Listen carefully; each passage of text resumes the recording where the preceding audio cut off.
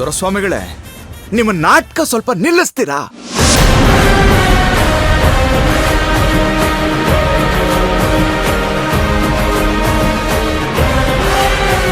ಎಲ್ಲ ನಿಮ್ಮಿಂದನೇ ಆಗಿರೋದು.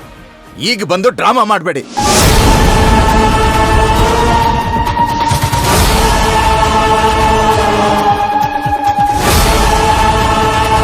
ಇವ್ರು ಯಾಕೆ ಈ ತರ ಮಾತಾಡ್ತಿದ್ದಾರೆ?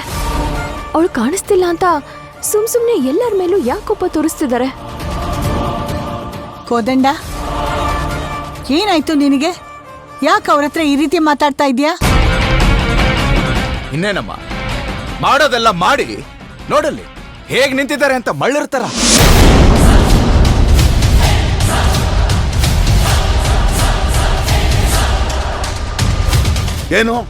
ಏನ್ ನಾವು ಮಾಡಿದ್ದೀಗ? ಓ, ಅದನ್ನ ಬಾಯ್ ಬಿಟ್ಟು ಬೇರೆ ಹೇಳ್ಬೇಕಾ ನಾನು? ಬೆನ್ನಲ್ಲಾಗಿರೋ ಹುಣ್ಣಿಗೆ ಅಂಗೈ ಎಂಗ್ರಿ ಕಾರಣ ಆಗುತ್ತೆ.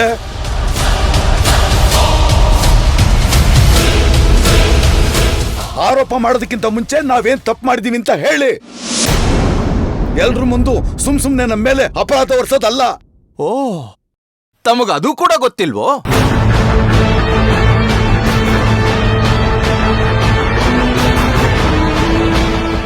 ಕೋದಂಡ, ಯಾಕೋ ಇಷ್ಟೊಂದು ಕೋಪ ಮಾಡ್ಕೋತಾ ಇದೀಯಾ? ಸ್ವಲ್ಪ ಸಮಾಧಾನವಾಗಿರೋ.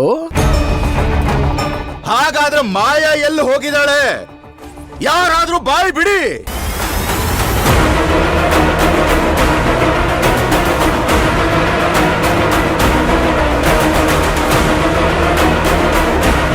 ಅಣ್ಣ, ಎಲ್ರು ನಮ್ಮ ಕಡೆನೇ ನೋಡ್ತಾ ಇದ್ದಾರೆ. ಸ್ವಲ್ಪ ಸಮಾಧಾನ ಮಾಡ್ಕೊಳ್ಳೋಣ. ಲೋಪ ಕೊಡ, ಇನ್ನೊಂದ್ಸಲಿ ಛತ್ರದ ಮೂಲೆ ಮೂಲೆ ನೋಡಿ ಹೋಗ್ರೋ. ಮುಹೂರ್ತಕ್ಕೆ ಮುಂಚೆ ಅದಕ್ಕೆ ಇಲ್ಲಿರ್ಬೇಕು. ಹೋಗಿ ನಡಿ ನೋಡ್ಕೋಣ.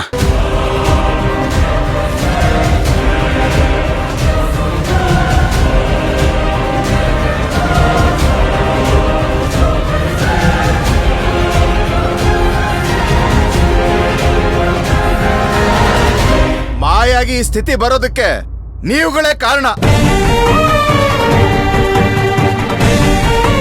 ನಿಮಗೆಲ್ಲ ಮೊದಲಿಂದನೂ ಅವಳು ಈ ಮನೆಗೆ ಸೊಸೆ ಆಗಿ ಬರೋದು ಇಷ್ಟ ಇರ್ಲಿಲ್ಲ.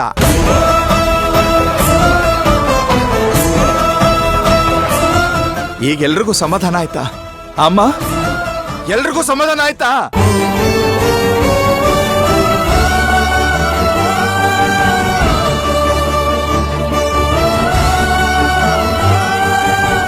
ಈಗ ನಿಮಗೆ ಪಾಯಸ ಕುಡಿದಷ್ಟು ಖುಷಿಯಾಗಿರ್ಬೇಕು ಅಲ್ವಾ?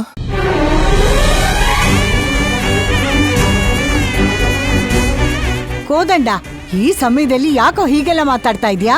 ಒಬ್ಬ ತಾಯಿಯಾಗಿ ಮಕ್ಕಳಿಗೆ ಕೆಟ್ಟದನ್ನ ಬಯಸ್ತಾಳ. ಅಲ್ಲಮ್ಮ, ನೀನು ಒಂದು ದಿನನಾದ್ರೂ ಅವಳನ್ನ ಸೊಸೆ ತರ ನೋಡಿದ್ಯಾ?